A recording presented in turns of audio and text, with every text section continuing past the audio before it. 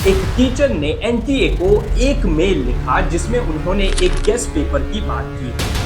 पहले तो उन्हें लगा कि ये बस एक गेस्ट पेपर ही है। इस साल 67 कैंडिडेट्स ऐसे थे जिन्होंने 720 में से 720 मार्क्स ही स्कोर किया और कई लोगों ने तो 500 से 1000 किलोमीटर ट्रैवल करना पड़ा अपने एग्जाम देने के लिए। ऐसे मामलों में जो गोल्ड स्टैंडर्ड केस माना जाता है वो तो एमपी का व्यापाम स्कैम है।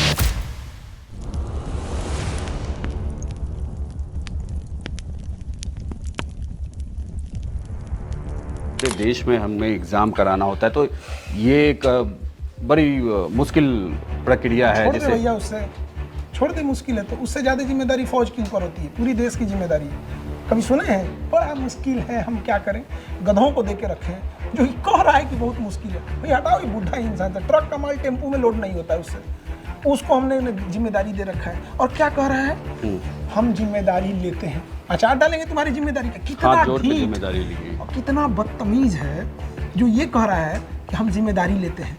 मतलब वो लीक कराया और कह रहा है हम जिम्मेदारी ले रहे हैं। नीट 2021, नीट 2024 और अब नीट 2026। पिछले 6 सालों में 3 नीट के एग्जाम किसी न किसी कंट्रोवर्सी में गिरे रहे हैं, लेकिन एजुकेशन मिनिस्टर धर्मेंद्र प्रधान और उनकी गधों की फौज की प्रायोरिटी ये है कि कैसे जीएमटी को बदलकर महाकाल स्टैंडर्ड टाइम से रिप्लेस कर दिया जाए। मैं मध्य प्रदेश के लोकप्रिय मुख्यमंत्री माननीय मोहन यादव जी को धन्यवाद देता हूं। उन्होंने भारत सरकार के साथ मिलकर एक बहुत समय उपयोगी विषय पे, जिसके ऊपर भारत की सभ्यता की दृष्टि से एक प्रकार से अधिकार है, उसमें बहुत बड़ा परंपरा है। महाकाल हमारी परंपरा की काल गणना की केंद्र बिंदु है।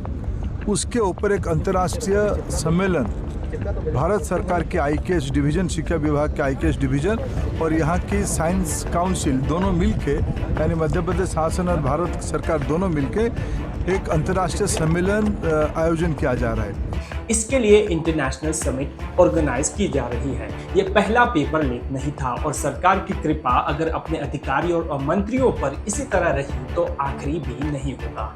एक डेटा बताता है कि पिछले 5 साल में 50 से भी ज्यादा पेपर लीक्स की घटना सामने आई है, जिसमें 1.5 करोड़ से ज्यादा एस्पिरेंट्स को इम्पैक्ट किया है। एक इंटरेस्टिंग डेटा पॉइंट और भी है। जिस सीकर से इस पेपर लीक का पहला क्लू मिला, वहां 2024 में 149 बच्चों ने 720 में से 700 से ज्यादा स्कोर किया था। जिन ट्यूशन सेंटर्स में पढ़कर बच्चों ने नीट क्लियर किया था, उसमें टॉप 50 में से 37 सेंटर्स सीकर के ही थे। यूपी की तो बात ही छोड़ दीजिए, जहां पुलिस कांस्टेबल का एग्जाम ही लीक हो गया था। अब आदमी कानून पर भरोसा भी करे तो कैसे? आखिर ये देश में क्या चल रहा है? क्यों बच्चों के फ्यूचर के साथ लगातार ये सरकार खेल रही है? अगर ये सरकार की पॉलिसी नहीं है तो फिर एक्शन कहां है? कौन सी ऐसी सरकार, ऑफिस या मंत्री है जो पिछले लीक्स की वजह से सस्पेंड हुआ हो? क्या है ये पेपर लीक का पूरा खेल? आइए जानने की कोशिश करते हैं आज की इस वीडियो में। सबसे पहले बात करते हैं करंट लीक की और ये मामला सामने कैसे आया। नीट एग्जाम इस साल 3 मई के दिन था और 7 मई को एक टीचर ने एनटीए को एक मेल लिखा जिसमें उन्होंने एक गेस्ट पेपर की बात की। बाद में सामने आया कि यह गेस्ट पेपर देश भर में कई बार सर्कुलेट किया जा चुका था। पहले ये पेपर बेचा गया और फिर जिन लोगों ने खरीदा उन्होंने ये पेपर आगे अपने फ्रेंड्स को फॉरवर्ड कर दिया। तो इस टीचर को ये पेपर कहां से मिला?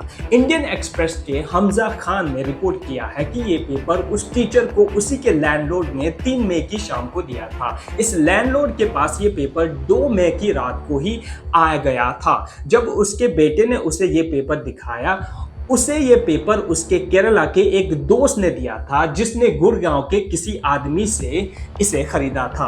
पहले तो उन्हें लगा कि ये बस एक गेस्ट पेपर ही है, लेकिन अगले दिन जब एग्जाम हुआ और उन्होंने क्वेश्चन मैच किया तो पता चला कि केमिस्ट्री के 90 और बायोलॉजी के 45 यानी टोटल 135 क्वेश्चंस हूबहू थे।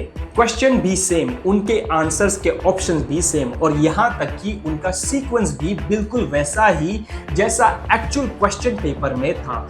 उस लैंडलॉर्ड ने शाम के करीब 6 बजे ये पेपर उस टीचर को दिया जिन्होंने उस रात पहले इसे स्टडी किया और फिर उद्योग नगर थाने में इसे रिपोर्ट किया। पुलिस वालों ने उनसे कहा कि वो एक रिटन एप्लीकेशन फाइल करें, जो उन्होंने नहीं की। लेकिन 7 मई के दिन आते आते उनसे नहीं रहा गया और उन्होंने डायरेक्टली एनटीए को ही एक मेल लिख दिया। एनटीए ने जब जांच शुरू की तो उन्हें भी समझ आया कि मामला सीरियस है और इसलिए पूरे एग्जाम को कैंसिल करने का ऐलान कर दिया गया। अभी तक की इन्वेस्टिगेशन में पेपर का सोर्स नासिक से मिला है। यहीं से ये पेपर ट्रैवल करते हुए गुड़गांव पहुंचा और फिर देश भर में। यहां पर एक इंटरेस्टिंग एंगल तब निकल कर आया जब सीबीआई के लोग राजस्थान की बिवाल फैमिली के यहां पहुंचे।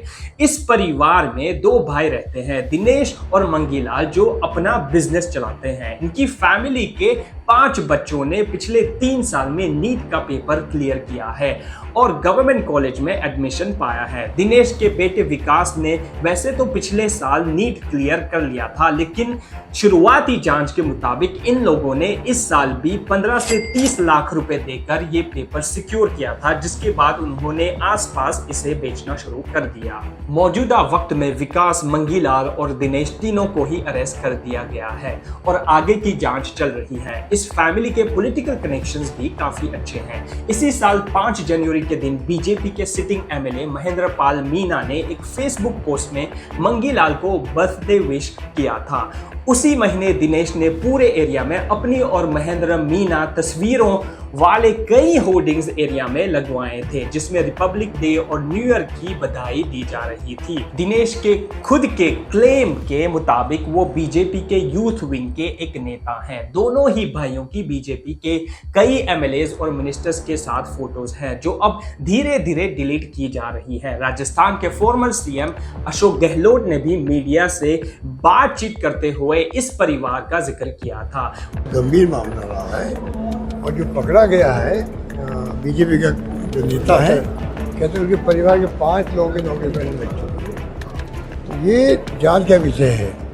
ये बिना मतलब का कांग्रेस सरकार को बदनाम करते हैं। ये कुछ एक्सपो लोग हैं 2024 में, 25 में, 26 में 3 बार ये नीट के पेपर आउट हो रहे हैं। क्या कारण बताइए।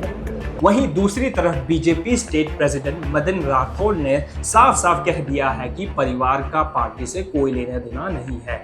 आजकल तो कोई भी किसी के भी साथ फोटो खिंचवा सकता है। आपको टीवी न्यूज डिबेट्स पर हर बात नजर आएगी। आप देखेंगे कि अर्नब गोस्वामी जैसे जर्नलिस्ट एनटीए के डीजी से तीखे सवाल पूछ रहे हैं, लेकिन वो कभी अपने पापा और उनकी पार्टी को क्वेश्चन नहीं करेंगे। Abhishek Singh, the Director General of the National Testing Agency, is with us, and let the others also be on the screen.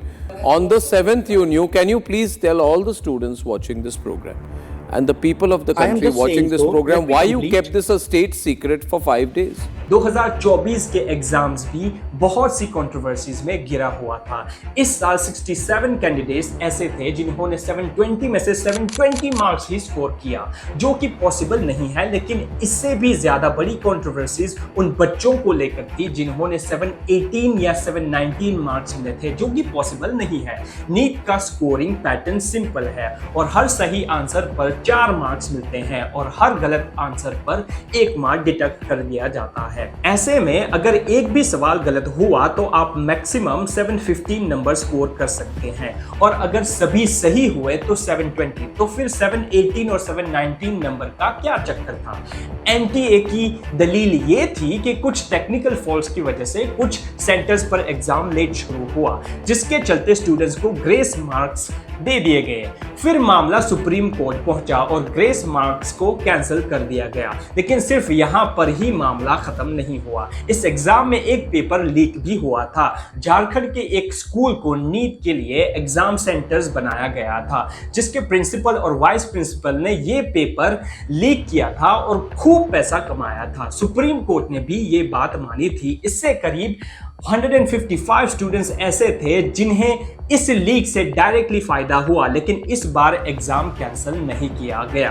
अब सोचिए, कोर्ट में प्रूव हो चुका है कि 2024 का पेपर भी लीक हुआ था, लेकिन वो एग्जाम देकर लोग मेडिकल कॉलेजेस में आज पढ़ाई कर रहे हैं। नीट 2021 में भी सामने आया था कि असली कैंडिडेट्स की जगह बहुत से सेंटर्स पर प्रॉक्सी कैंडिडेट्स और सॉल्वर्स एग्जाम देने आए थे।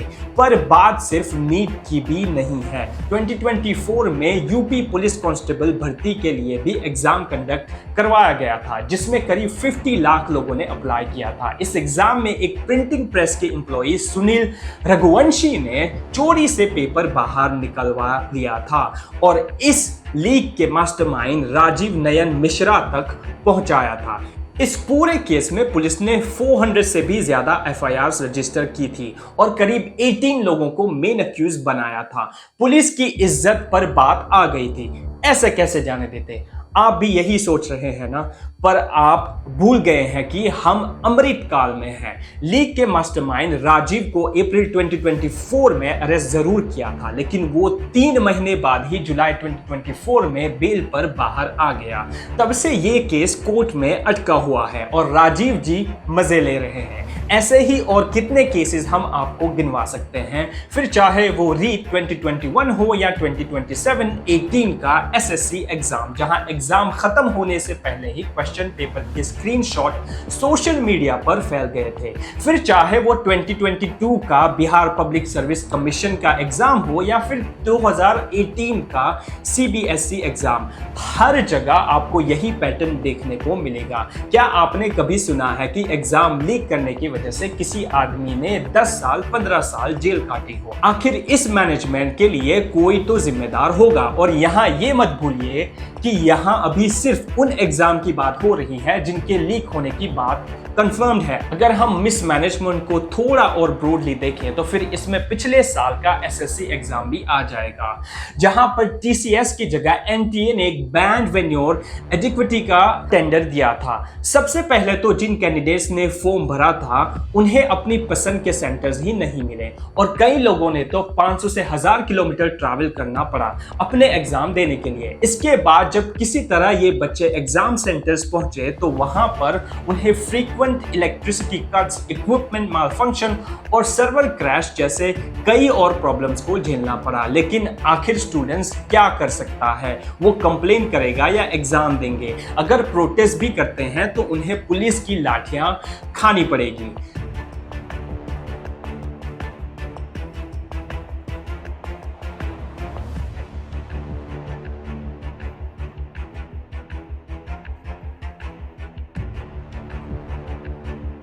सरकार उन्हें पाकिस्तानी एजेंट्स तो कभी ऑपोजिशन की चाल बताकर डिसमिस कर देता है और अगर इस सब से भी बच गया तो एक बहुत बड़ा माफिया है जो हर कोशिश करता है कि उनकी चोरी पकड़ी ना जाए। ऐसे मामलों में जो गोल्ड स्टैंडर्ड केस माना जाता है वो तो एमपी का व्यापाम स्कैम ही है। व्यापाम वो संस्था थी जो प्रोफेशनल कोर्सेज जैसे कि एमबीबीएस या इंजीनियरिंग के लिए एंट्रेंस टेस्ट कंडक्ट करती थी। इसके अलावा इस संस्था का काम सरकारी डिपार्टमेंट्स में रिक्रूटमेंट करना था। 2009 में ये बात सामने आती है कि प्री मेडिकल टेस्ट या पीएमटी, जो कि नीट का ही प्रिकर्सर था, उसका पेपर लीक हो गया था और साथ ही सरकार ने कुछ ऐसी रिक्रूटमेंट्स भी करी थी जिन पर एजेंसीज को शक था। अगले 4 साल तक मामला ज्यादा हाईलाइट नहीं हुआ, लेकिन फिर अचानक मीडिया में एक के बाद एक खबरें आने लगी कि इस स्कैम से जुड़े लोग संदिग्ध हालात में मारे जा रहे हैं। इस केस से जुड़े करीब 50 लोग डेड पाए गए, जिनमें नम्रता डामोर नाम की एक